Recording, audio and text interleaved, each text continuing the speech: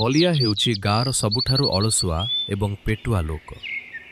କାମ କରିବାକୁ କହିଲେ ତାକୁ ଜ୍ୱର ଆସେ, କିନ୍ତୁ ଖାଇବା ନା ଶୁଣିଲେ ତାର 30ଟା ଜାଗ୍ ଦାନ୍ତ ବାହାରି ପଡ଼େ।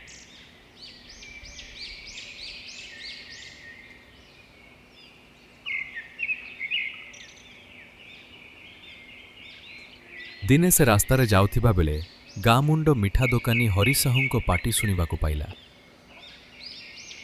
ଚ୍ୟାଲେଞ୍ଜ ଚ୍ୟାଲେଞ୍ଜ, ଯିଏ ଏଇ ବଡ଼ ହାଣ୍ଡିର ସବୁ ରସଗୋଲା 10 ମିନିଟ୍ରେ ଖାଇଦେବ ତାକୁ ମିଠା ମାଗଣା ଆଉ ସାଙ୍ଗକୁ 500 ଟଙ୍କା ପୁରସ୍କାର। କିନ୍ତୁ ଯଦି ହାରିଗଲା ତେବେ ଡବଲ ପଇସା ଦେବାକୁ ପଡ଼ିବ। ସାହୁଏ, ମୁଁ ଏଇ ଚ୍ୟାଲେଞ୍ଜ ଗ୍ରହଣ କରୁଛି, କିନ୍ତୁ ମୋତେ ଗୋଟେ ମିନିଟ୍ ସମୟ ଦିଅ। ମୁଁ ଘରୁ ଏବେ ଆସୁଛି। ହରିସାହୁ ହସିଲା ଏବଂ କହିଲା, ଆରେ ଯାଅ ଯାଅ, ଜଲ୍ଦି ଆସିବା।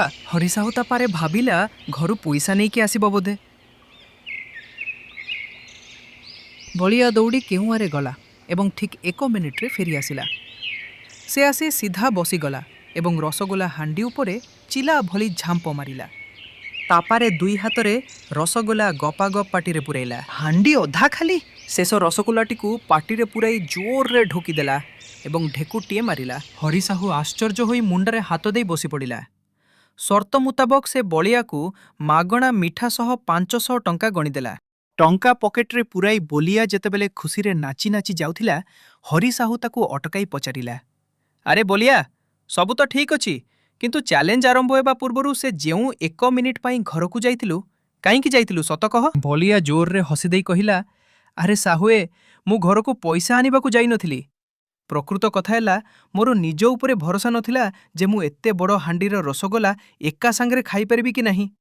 ସେଥିପାଇଁ ଘରକୁ ଯାଇ ଫ୍ରିଜ୍ରେ ଥିବା ଆଉ ଗୋଟେ ହାଣ୍ଡି ରସଗୋଲା ଖାଇ ଟ୍ରାଏଲ୍ କରୁଥିଲି ଯେ ପେଟରେ ଜାଗା ଅଛି କି ନାହିଁ। ଯେତେବେଳେ ଦେଖିଲି ଘର ହାଣ୍ଡିଟା ସହଜରେ ହଜମ ହେଇଗଲା, ସେତେବେଳେ ଯାଇ ତୁମ ଦୋକାନକୁ ଆସିଲି।